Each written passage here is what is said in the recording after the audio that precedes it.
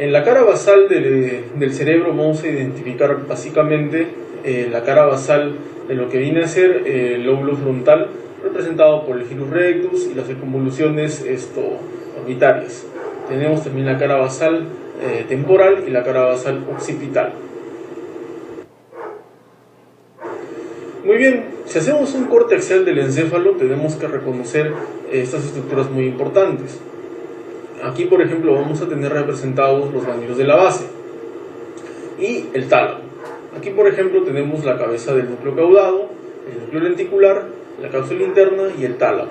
Es muy importante reconocer estas estructuras, ya que, como bien nosotros sabemos, las hemorragias intracerebrales, y dentro de ellas la hemorragia hipertensiva, que es la causa más frecuente de hemorragia intracerebral, se van a localizar en estos segmentos, principalmente el putamen, la cápsula interna o la cabeza del núcleo caudado. Y es muy importante que fijen esta imagen, ya que en la tomografía axial computarizada va a haber una representación muy similar. También es importante saber las estructuras de la fosa posterior y los pares craneales. Nosotros sabemos de que existen 12 pares craneales: el olfatorio, el óptico, el tercer par craneal o motor ocular común, el cuarto par craneal, que es el único par craneal que tiene una emergencia posterior, el quinto par craneal trigémino, el sexto par craneal abducens, el séptimo y el octavo par craneal facial y vestíbulo coclear, que básicamente se van a encontrar en el surco pontovulvar. Más inferiormente, en su emergencia a nivel del bulbo, tenemos una estructura la oliva. En el surco preolivar va a tener emergencia el par craneal número 12 hipoglosso, y en el surco retroolivar van a tener su emergencia los pares craneales 9, 10 y 11.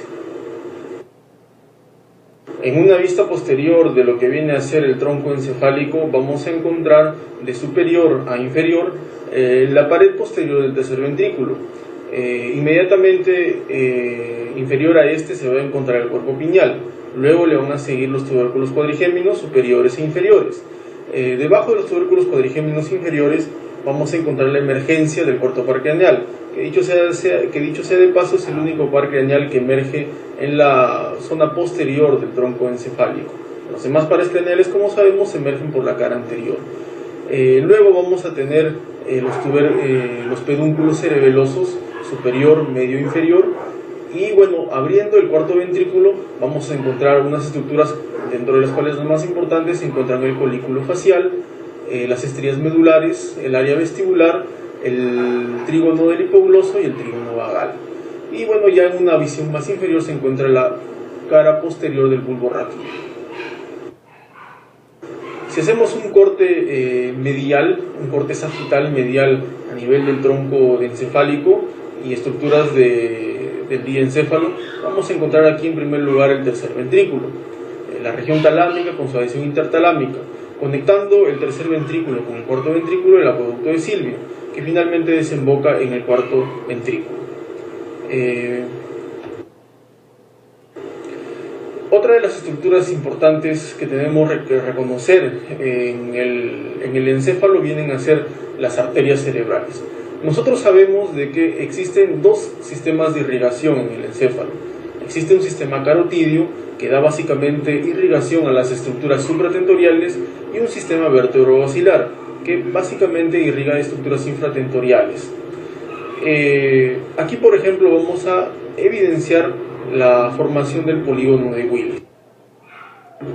En una vista anterior por ejemplo, aquí tenemos que de la fusión de las dos arterias vertebrales nace la basilar. De la basilar, sus dos ramas terminales vienen a ser las dos arterias cerebrales posteriores. Pero antes de bifurcarse la arteria basilar en las dos arterias cerebrales posteriores, hay una pequeña rama que es la arteria cerebelosa superior. Entre la arteria cerebral posterior y la arteria cerebelosa superior existe una pequeña pinza por donde pasa el tercer par craneal. Muy bien, ¿qué estructuras forman el polígono de Willis? ¿Y por qué es importante el polígono de Willis? Como nosotros sabemos, el polígono de Willis es allí donde se asientan la mayor cantidad de aneurismas cerebrales. Entonces vamos a tener que el polígono de Willis está integrado básicamente por esas arterias: la arteria carótida interna, la arteria cerebral anterior, la arteria comunicante anterior, la arteria comunicante posterior, la arteria cerebral posterior, la top de la basilar. Pero es muy importante saber de que la arteria cerebral media no forma el polígono de Willis. Ténganlo siempre en consideración. Bueno, en una vista medial vamos a ver que la arteria que irriga la cara medial del encéfalo básicamente va a ser la arteria cerebral anterior. En una vista medial del territorio vascular de la cerebral anterior vamos a ver de que corresponde principalmente a los 2/3 anteriores de la cara medial del encéfalo. La arteria cerebral media, que irriga básicamente todo lo que viene a ser la cara lateral del encéfalo, irrigando la mayor parte de lo que viene a ser la corteza cerebral. Y ahí tenemos el territorio vascular de la arteria cerebral media, ¿no? Que irriga, como lo hemos mencionado, la zona de la cara lateral del cerebro. El territorio de la arteria cerebral posterior, que irriga básicamente el lóbulo occipital, y la cara inferobasal del encéfalo, principalmente en los lóbulos temporoccipitales. ¿Por qué es importante conocer estos territorios vasculares? Porque los síndromes vasculares de dichas arterias se van a manifestar con determinados síndromes clínicos, y también porque los infartos cerebrales siempre van a seguir, o la delimitación de un infarto cerebral va a estar comprendido por el territorio vascular que se encuentra obstruido, que se encuentra comprometido. Aquí, por ejemplo, en este diagrama vemos territorios vasculares más profundos: la cerebral media, la cerebral anterior, la cerebral posterior. Ahí, por ejemplo, territorios vasculares de las estructuras profundas del encéfalo. También tenemos nuestro sistema vértebro-basilar. Como bien nosotros sabemos, la arteria basilar se forma de la confluencia de las dos arterias vertebrales. Pero antes de formar la arteria basilar, la arteria vertebral da una rama muy importante, que es la arteria cerebelosa posterior-inferior, o la pica, que va a irrigar básicamente el tercio inferior del cerebelo. En la zona ya formada la arteria basilar, una de las primeras ramas va a ser la arteria cerebelosa anteroinferior, y ya hacia el top de la basilar, antes de bifurcarse, es cuando da la arteria cerebelosa superior. Un conocimiento muy importante también es de las áreas elocuentes del encéfalo. Vamos a tener que los 2/3 anteriores del lóbulo frontal vienen a ser la corteza prefrontal, que básicamente está relacionado con lo que viene a ser la personalidad. Tenemos también que el área premotora, que básicamente está relacionada con la coordinación y con los movimientos del ojo y de la orientación de la cabeza. En el surco pre-rolándico o precentral se va a encontrar el área motora primaria. En el surco post-rolándico o post-central, el área sensitiva primaria. Aquí en esta zona vamos a encontrar el área gustativa, sensorial primaria. A nivel de la circunvolución temporal superior, en el tercio posterior se va a encontrar el área auditiva primaria, y acá a nivel de lo que viene a ser el giro supramarginalis se va a encontrar el área sensitiva del lenguaje o área de Wernicke. También vamos a encontrar a nivel de esta zona el área motora primaria del lenguaje, el área de Broca. Hay que recordar que las áreas del lenguaje se va a encontrar básicamente en el hemisferio dominante, que en gran mayoría de la población se encuentra en el hemisferio izquierdo. Ya posterior, en el área occipital, vamos a encontrar el área visual. Y en un corte medial, a nivel de lo que viene a ser el uncus temporal, se va a encontrar el área olfatoria primaria. Muy bien, habiendo hecho un repaso básico de lo que viene a ser neuroanatomía, vamos a hablar ya de lo que viene a ser la tomografía axial del encéfalo. Vamos a ver de que para hablar de tomografía existen unas unidades que van a clasificar según una determinada densidad del tejido. de menos 1000 a más 1000. Vienen a ser las unidades de Hounsfield, donde las zonas más hipodensas van a corresponder a una densidad de aire de menos 1000, y donde las zonas más hiperdensas corresponden al hueso, que van de más 700 a más 1000.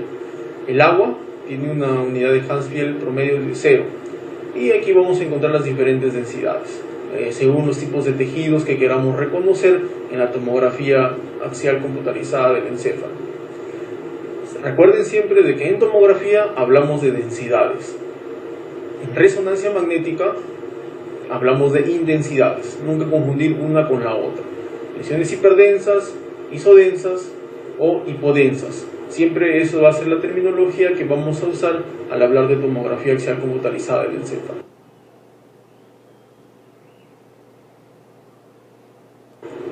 Muy bien, vamos a hacer un repaso breve de los principales cortes anatómicos tomográficos según los segmentos, yendo desde la zona más caudal hacia la zona más proximal del encéfalo.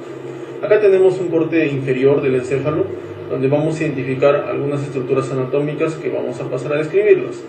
En primer lugar, todas estas zonas que ven acá ustedes, en zonas hiperdensas, densidad de hueso, vienen a ser estructuras que corresponden a la base de cráneo.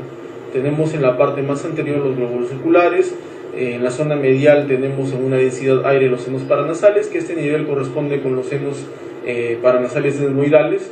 Acá tenemos la fosa temporal, tanto derecha como izquierda, y hacia atrás tenemos la fosa posterior.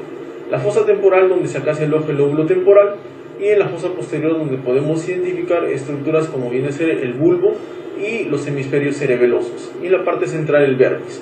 Estructuras muy importantes que debemos reconocer en estos cortes inferiores son las cisternas de la base. Como nosotros sabemos, las cisternas de la base son proyecciones de espacio subaracnoideo que contienen líquido cefalorraquídeo, y son muy importantes porque allí va a ser el lugar donde se van a localizar los vasos o las arterias principales que irrigan el encéfalo. De allí que cuando se produzca una rotura de un aneurisma cerebral que se encuentra en el espacio subaracnoideo en una cisterna basal, es allí donde se va a encontrar el sangrado para identificar hemorragia subaracnoidea. Este es un corte que va más hacia superior. Igualmente tenemos aquí los glóbulos oculares, los senos etmoidales, la fosa temporal aún con el lóbulo temporal, y acá en la fosa posterior ya vamos a identificar esta cisterna, que viene a ser la cisterna prepontina. En este nivel vamos a encontrar el puente del encéfalo, el vermis y ambos hemisferios cerebelosos. Pero también vamos a encontrar aquí, por ejemplo, el conducto auditivo externo, y a este nivel las celdillas mastoideas, que contienen aire y por lo tanto tienen una densidad aire. En este otro corte aún todavía observamos estructuras de la órbita, todavía se puede evidenciar ambos glóbulos oculares, y acá por ejemplo tenemos el nervio óptico del lado izquierdo. Aquí tenemos ya otro seno paranasal que ya correspondería con el seno frontal, y aquí por ejemplo empezamos a evidenciar que ya comienza a aparecer las porciones más inferiores o basales del lóbulo frontal. Aún acá tenemos senos etmoidales, lóbulos temporales que ya para este corte ya comienzan a ser más pronunciados, y aquí por ejemplo tenemos a nivel de lo que viene a ser la región celar, el seno esfenoidal, celdillas mastoideas. A este nivel todavía tenemos el puente del encéfalo con su cisterna prepontina, pero a este nivel ya por ejemplo vamos a evidenciar el cuarto ventrículo, ¿ya? Nunca confundan las cisternas basales con el cuarto ventrículo, el vermis cerebeloso y los hemisferios cerebelosos. En este otro corte se ven más pronunciados los senos frontales, el lóbulo frontal, aquí tenemos la región celar, y aquí en este nivel ya vamos a encontrar lo que viene a ser el mesencéfalo, los lóbulos temporales. Todavía aquí se puede evidenciar un poco de hemisferios cerebelosos, y ya a partir de ese nivel comienzan a evidenciarse los lóbulos occipitales. Aún tenemos celdillas mastoideas. Las cisternas basales que vamos a encontrar a este nivel básicamente van a ser las cisternas interpeduncular, y en un corte más superior vamos a evidenciar la cisterna crural y la cisterna ambiens. La cisterna crural y la cisterna ambiens que conectan la cisterna interpeduncular con la cisterna cuadrigeminal, que sigue a este nivel. Acá todavía evidenciamos el cuarto ventrículo, lóbulos frontales, lóbulos temporales, vermis cerebeloso. Esto todavía